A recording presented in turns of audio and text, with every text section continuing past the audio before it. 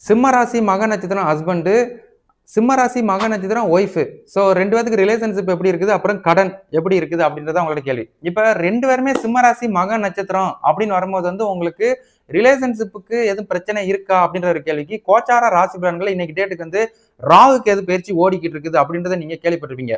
அடுத்த 1.5 வருஷத்துக்கு எக்ஸாம்பிள் இருந்து இந்த 25 ஃபுல்லா 26 ஃபுல்லா அந்த 1.5 வருஷத்துக்கு இந்த ராகுக்கு எது ரிலேஷன்ஷிப்ல கொஞ்சம் நெருடல்களை மிஸ்கம்யூனிகேஷன் மிஸ் அண்டர்ஸ்டாண்டிங் ஏற்படுத்த தான் செய்வாங்க. அதனால 2 பேருமே ஒரே ராசியா இருக்கிறதுனால யாராவது ஒரு ஆள் விட்டு கொடுத்து ஒத்துழைச்சு போனீங்கன்னா சிறப்பு. இந்த திருமண வாழ்க்கை பை மிஸ்டேக்ஸா இருக்காது.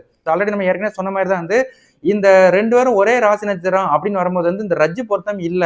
அப்ப இந்த ரஜ்ஜு பொருத்தம் இல்ல அப்படின் போது நீங்க எங்க சந்திக்கிறீங்க அப்படின்னா பினான்சியலா அன்ஸ்டேபிளா இருக்கிறீங்க. அதுதான் இந்த கடன் வாழ்க்கைக்குள்ள நீங்க மாட்டிட்டீங்க. இந்த கான்செப்ட் தான். அப்ப நம்ம வாழ்க்கை தரம் நல்லதமா இருந்தால் கூட, கணவன் மனைவியா நல்லதமா திறந்தால் கூட பினான்சியலா நம்ம ஒரு நல்ல ஒரு வாழ்க்கை தரத்துக்குள்ள வர முடியலன்ற ஒரு வருத்தத்தை இந்த ஒரே ராசி நட்சத்திரம் ஏற்படுத்தும். காரணம் உங்களுக்கு லக்கணங்கள் டிஃபரன்ஸா இருந்தால் கூட, வயசு டிஃபரன்ஸா இருந்தால் கூட, கோச்சார ராசி பலன்கள் இந்த ராகு கேது பயிற்சி, ஸோ அது போக கெண்டர சனி அஷ்டம சனி அப்படின்னு இந்த கூட்டுக்குள்ள நீங்க மாட்டிக்கிட்டு இப்போதைக்கு முழிக்கிறீங்க. அப்ப இதுல உங்களுக்கு இந்த கடன் வாழ்க்கையில எப்ப ரிலீவர் ஆவீங்க அப்படின்ற ஒரு கேள்வி உங்களுக்கு.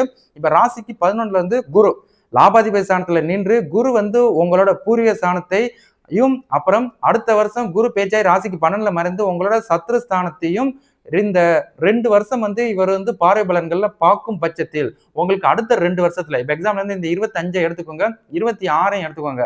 அது போக 27 5வது மாசத்துக்குள்ள இந்த கடன் தொந்தரவு தொழில இருந்து கொஞ்சம் கொஞ்சமா ரிலீவர் ஆயிட்டு நல்ல ஒரு வாழ்க்கை தரத்துக்குள்ள வருவதற்கு இந்த குருவோட பார்வை பலன்கள் உங்களுக்கு பேலன்ஸ் பண்ணும் அப்படின்றத நான் படுத்திக்கிறேன். அப்ப நீங்க கொஞ்சம் கொஞ்சமா தான் நீங்க மேலே ஏறி வர முடியும். அதனால ஒருத்தவங்க வேலை செய்யுங்க, ஒருத்தவங்க வேலையை கடன் சார்ந்த விஷயத்தை அடைச்சிட்டு அதுக்கப்புறம் நிம்மதியான வாழ்க்கையை தேடுவதற்குரிய விஷயத்தை கரெக்டா ஃபாலோ பண்ணிக்கோங்க. ஸோ அதனால நீங்க கரெக்டான வேலை, உங்க பினான்சியல ஸ்டெபிள் பண்றதுக்குரிய வாய்ப்பு நீங்க 2 பேரும் யாராவது யோசிச்சு முடிவு பண்ணி அதுக்கு தகுந்தாற்போல மாற்றி அமைப்பதற்குரிய கெப்பாசிட்டியை வளர்த்துக்கிட்டீங்கன்னா சிறப்பு. ஏன்னா இந்த சிம்மராசிக்கு கெண்டக சனி, அதுக்கப்புறம் அஷ்டம சனி, அதுபோல் ராகு பிரச்சனை, இந்த கொடூரர்களோட தாக்கம் அதீதமா இருக்கிற ஒரு காரணத்தினால உங்களுக்கு சில தடங்கள் இருந்துட்டு தான் இருக்கும். சரிங்களா? கண்டிப்பா நீங்க அடைச்சு முடிப்பீங்க.